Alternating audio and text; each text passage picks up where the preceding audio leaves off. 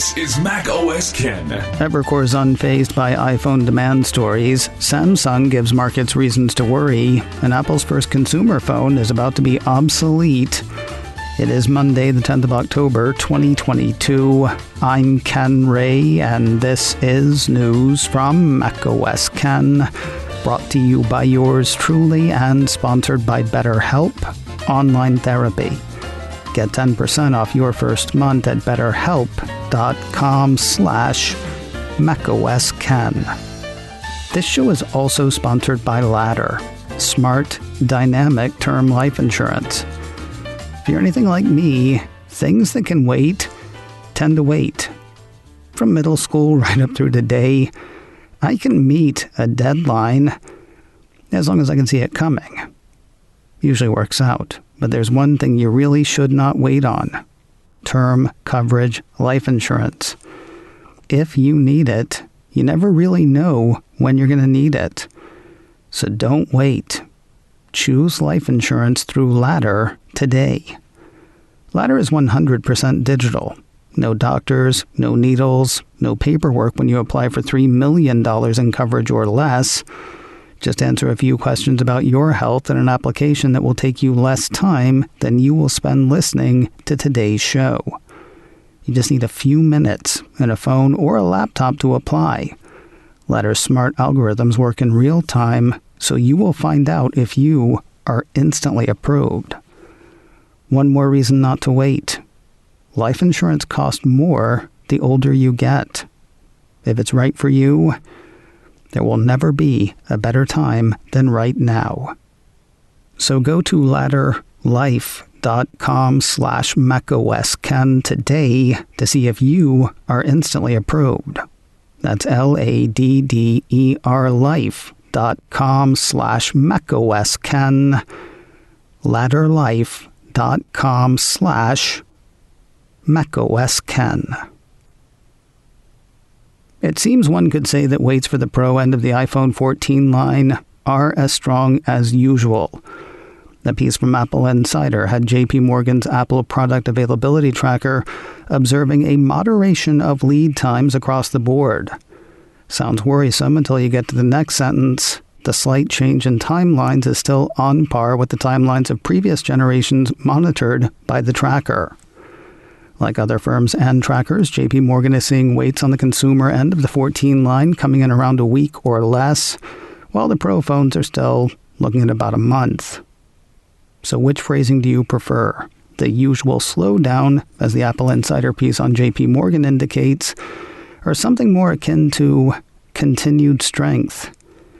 Evercore analyst Amit Daryanani seems to be going for the latter. Apple 3.0 ran part of a note he wrote. Demand has remained strong, according to the analyst, and is in stark contrast to recent concerns about a slowdown. In terms of numbers sold, he and his still see this year's iPhones coming in flat to slightly up compared to last year. Still, he says the real story remains the higher average selling price, or ASP, for iPhone this time around. Key to this is what people are waiting for. Last year, it was hard to suss whether waits for iPhones were due to supply, demand, or a combination of the two. With kinks in the supply chain likely smoothed out, low-end processors not included, this year's waits seem to be entirely demand-driven, which, if true, is good news.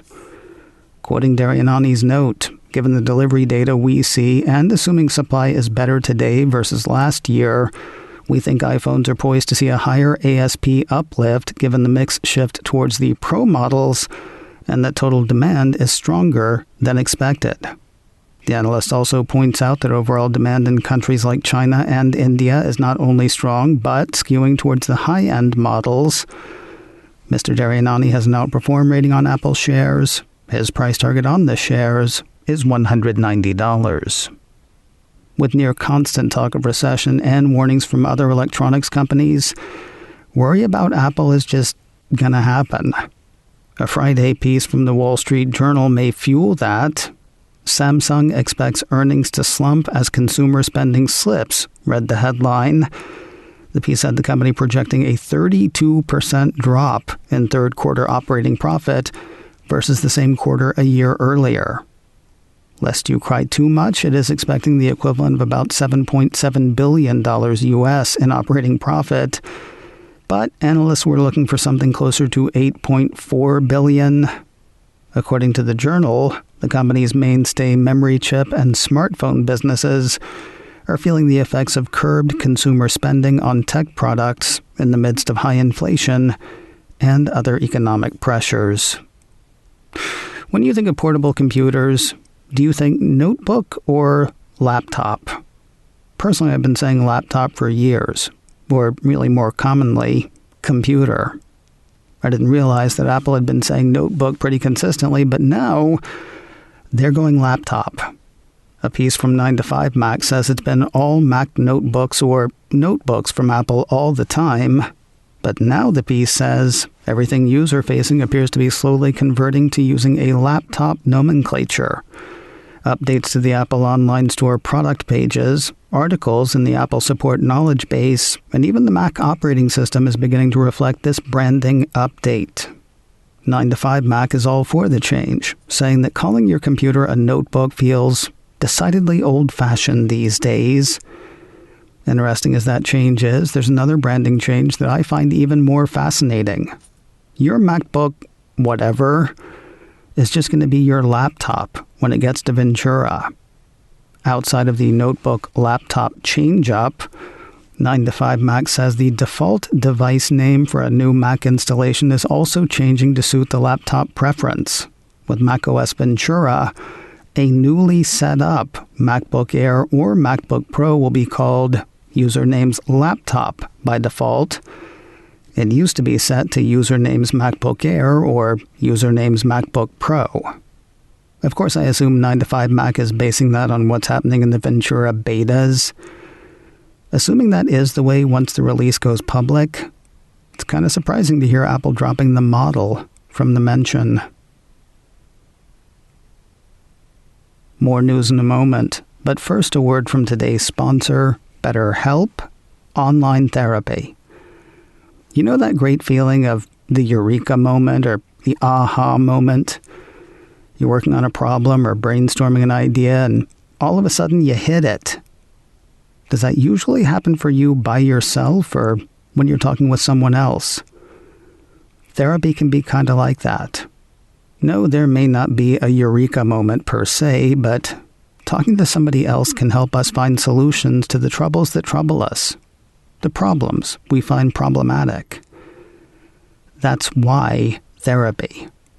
So why BetterHelp? Well, for me, the convenience is huge. They take the hard part out of finding a therapist and out of switching therapists should the first one you find not be the right fit. You meet online. Audio, video, text if that's what you want to do. Whatever works for you, that is how BetterHelp works. It's convenient, it's accessible, and it's more affordable than traditional therapy. When you want to be a better problem solver, therapy can get you there. Visit betterhelp.com/macOSKen today to get 10% off your first month. That's betterhelp.com/macOSKen. betterhelp.com/macOSKen. And thanks to BetterHelp for sponsoring today's show. Word of another cast member for the Apple TV Plus legendary Monsterverse. Deadline says Anders Holm has signed on for a major recurring role in the series that will follow stories in the Godzilla and the Titans cinematic universe.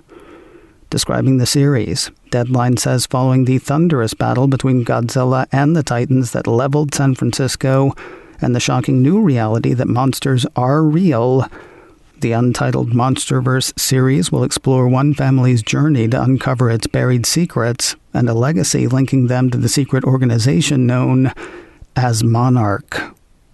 If none of that means anything to you, I am sorry, because the new Godzilla and Kong movies just wail. While Workaholics seems to be the role with which Holm is most readily associated, that's not the role I know. if you watch The Mindy Project, remember the cool priest who became a DJ that Mindy was dating in the first season? Yeah, that's the guy. Still no word on when this series will hit the stream. For me, it cannot happen soon enough.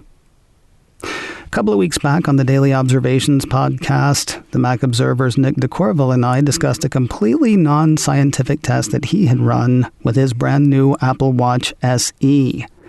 He wondered whether the new watch's crash detection feature could be set off by a ride on a roller coaster. So he went to a theme park and tried it out. No, it cannot. Except apparently for when it can. Nick's day at the park ended with no crash detection notifications. Maybe his coasters were a little weak, though. Maybe he tested it wrong. Heck, maybe he tested it right. Whatever the case, a piece from 9 to 5 Mac says crash detection notifications from amusement parks are happening. The site cites reports from the Wall Street Journal and Coaster 101. According to the report, in the last several weeks, Kings Island, an amusement park outside Cincinnati, Ohio, and Dollywood, an amusement park in the hills of East Tennessee, have noticed a trend stemming from customers with an iPhone 14 or a new Apple Watch. 9 to 5 Mac says crash detection on Apple devices has called authorities from Kings Island at least 6 times. While there have been no numbers on Dollywood incidents, it is enough of a concern that that park has put up signs asking people to not bring devices with crash detection onto certain rides or power them down for the ride's duration. Apple is aware of the issue and doesn't really seem to have an answer. The company told the Wall Street Journal's Joanna Stern that the feature is extremely accurate in detecting severe crashes and that the company optimized it for getting users help while minimizing false positives. Asked about roller coasters specifically, Apple said the tech provides peace of mind, and Apple will continue to improve it over time. While Apple works away on whatever fix it finds, 9 to 5 Mac has a pretty simple solution. The site suggests putting the device in airplane mode when hopping on and off bumpy rides. And finally today, next month will mark the end of the beginning of an era. A piece from MacRumors says Apple is putting iPhone 5C on the obsolete list at the start of November. Obsolete means support is donezo. No service or repair is available through Apple or Apple-authorized service providers once a product lands on that list. As for the end of the beginning of an era, iPhone 5C was the first iPhone line that brought colors besides black, white, and brushed aluminum to the line. It was also the first time Apple made a play for consumer pricing for the device. Released in the fall of 2013, MacRumors says the phone was iconic. The site points out that it was the first to be offered in a series of bright and vibrant colors, including blue, green, pink, yellow, and white. MacRumors goes on to say the iPhone 5C also marked the first time Apple had released a lower-end iPhone model aimed at budget-conscious customers, with pricing for the 16GB model starting at $99 with a 2-year contract in the U.S. Today on the Mac Observer's Daily Observations podcast, Mark Gurman says when USB-C gets to the iPhone, it's not going to stay long.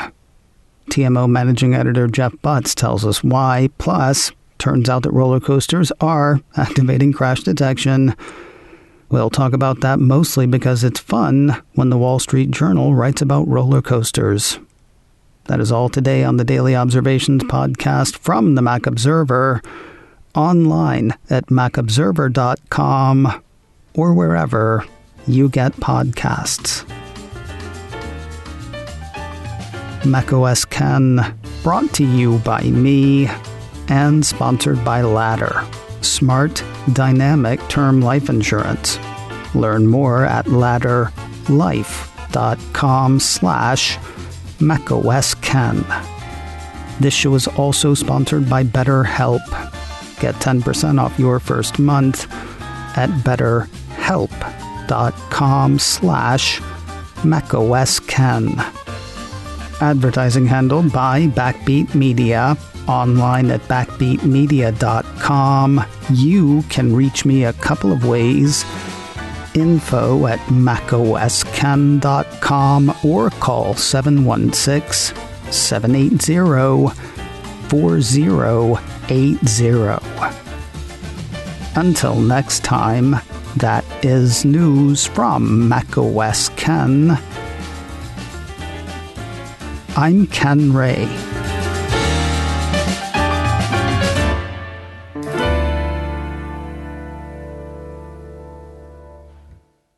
Ciao.